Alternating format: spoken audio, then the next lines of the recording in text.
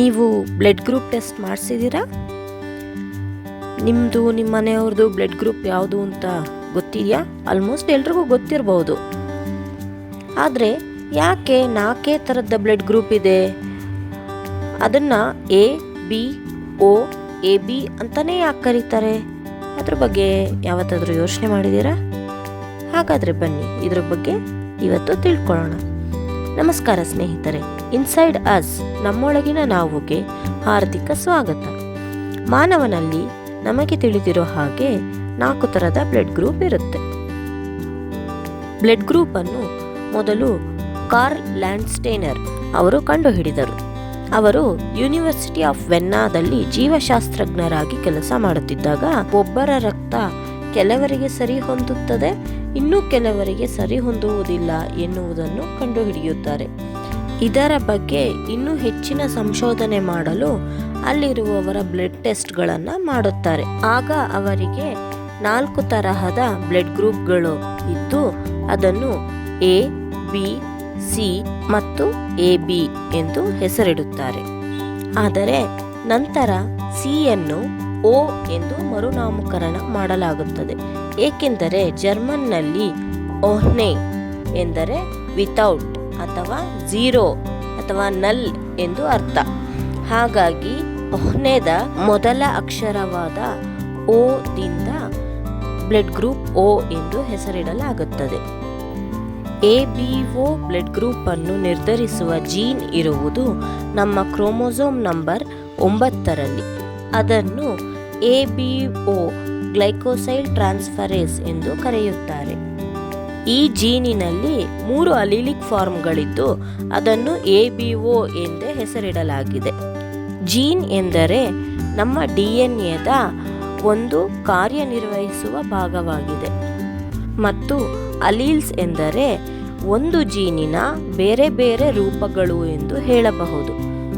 Simple ಆಗಿ ಉದಾಹರಣೆ ಮೂಲಕ ಹೇಳುವುದಾದರೆ ದೋಸೆ ಒಂದೇ, ಆದರೆ ದೋಸೆಯನ್ನು ಮಾಡಲು ಉಪಯೋಗಿಸುವ ಇಂಗ್ರೀಡಿಯೆಂಟ್ಸ್ ಬೇರೆ ಬೇರೆಯಾಗಿರುತ್ತದೆ. ಉದಾಹರಣೆಗೆ ಅಕ್ಕಿ ದೋಸೆ, ರವಾ ದೋಸೆ, ರಾಗಿ ದೋಸೆ, ಗೋಧಿ ದೋಸೆ, ಹೀಗೆ ದೋಸೆಗಳ ಬೇರೆ ಬೇರೆ ರೂಪಗಳನ್ನು ನಾವು ಅಲೀಲ್ಸ್ ಎಂದು ಹೇಳಬಹುದು. ಆದರೆ ದೋಸೆ ಒಂದೇ, ಅದನ್ನು ಜೀನ್ ಎಂದು ಹೇಳಬಹುದು. ಹೀಗೆ ಬ್ಲಡ್ ಗ್ರೂಪಿನ ಜೀನ್ ಒಂದಾಗಿದ್ದರೂ ಅದರ ಅಲೀಲಿಕ್ ಫಾರ್ಮ್ಗಳು ಬೇರೆ ಬೇರೆಯಾಗಿರುತ್ತದೆ. ಹೀಗೆ ಪ್ರತಿ ಜೀನಿನಲ್ಲೂ ಹಲವಾರು ಅಲೀಲಿಕ್ ಫಾರ್ಮ್ಸ್ಗಳು ಇರಬಹುದು ಅಥವಾ ಒಂದೇ ಅಲೀಲಿಕ್ ಫಾರ್ಮ್ ಕೂಡ ಇರಬಹುದು. ಈ ಎಬಿಒ ಅಲೀಲಿಕ್ ಫಾರ್ಮ್ಗಳಲ್ಲಿ ಅದರದ್ದೇ ಆದ ಗ್ಲೈಕೋಪ್ರೋಟೀನ್ಸ್ಗಳು ಇರುತ್ತವೆ. ಇದರಿಂದಲೇ ನಾವು ಈ ಅಲೀಲ್ಗಳನ್ನು ಬೇರೆ ಬೇರೆ ರೀತಿಯಾಗಿ ಗುರುತಿಸಬಹುದು. ಮಾನವನ ರಕ್ತದ ಗುಂಪುಗಳು ಬಹಳ ವರ್ಷಗಳಿಂದ ಎವಾಲ್ವ್ ಆಗುತ್ತಾ ಬರುತ್ತಿದೆ. ಒಂದು ಅಭಿಪ್ರಾಯದ ಪ್ರಕಾರ ಮಾನವನಲ್ಲಿ ಮುಖ್ಯವಾಗಿ 3 ಪ್ರಕಾರವಾದ ಜನಾಂಗಗಳು ಇರಬಹುದು.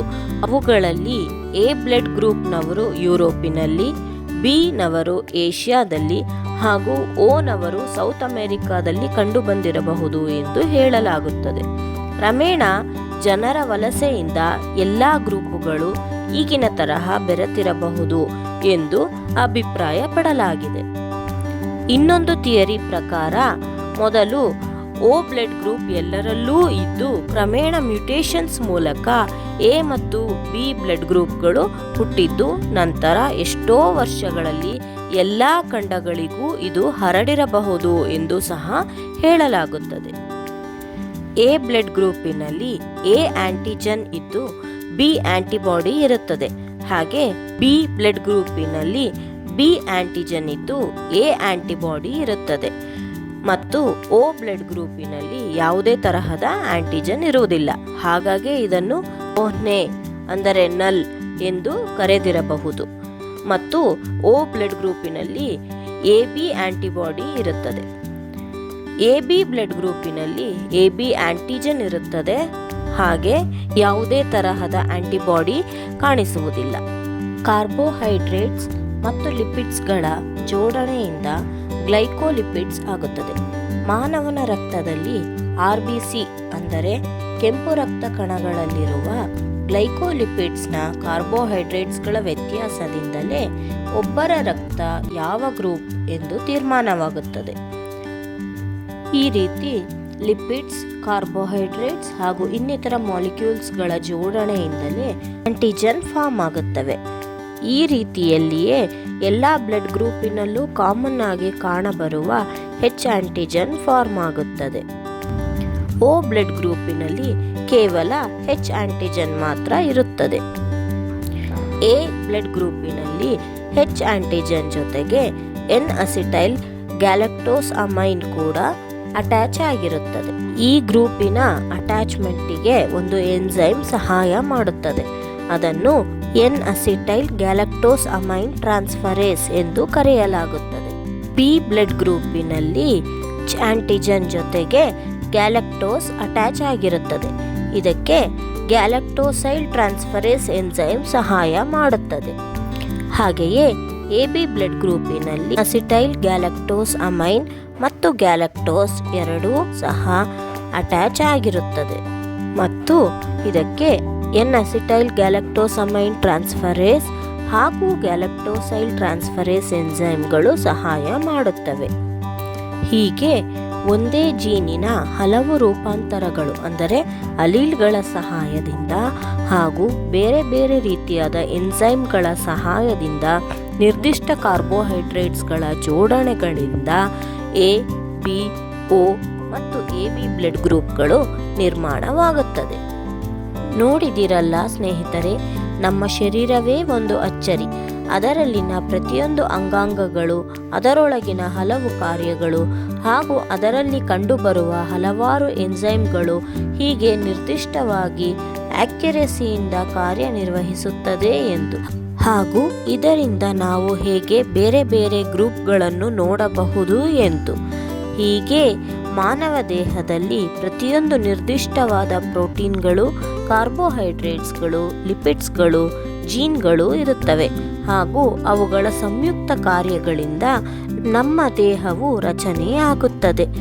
ಇಂತಹ ರಚನೆಗಳನ್ನು ಎಲ್ಲ ಜೀವರಾಶಿಗಳಲ್ಲೂ ಸಹ ಕಾಣಬಹುದು.